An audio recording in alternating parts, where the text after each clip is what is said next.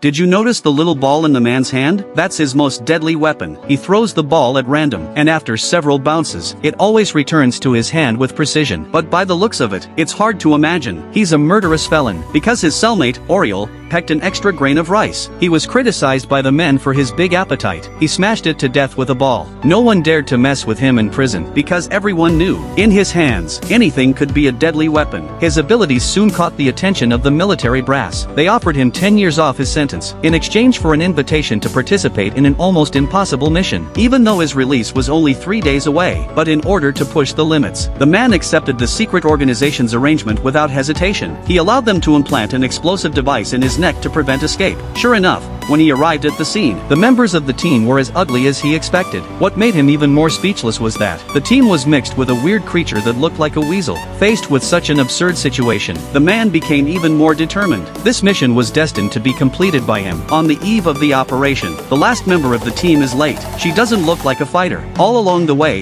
they talked and laughed. They didn't realize the gravity of the situation. Only the man was silent. He had a plan of action in mind. Fortunately, under the cover of night, they arrived at the mission site without any problems. Finally, the man didn't have to put up with these idiots. So as not to alert the others, he plunged into the sea with perfect grace. He jumped out of the plane first. He decides to swim to the other side of the river without being noticed. He decided to swim silently to the other side. But surprisingly, the weasel who killed 27 Special Forces soldiers with his bare hands, he couldn't swim.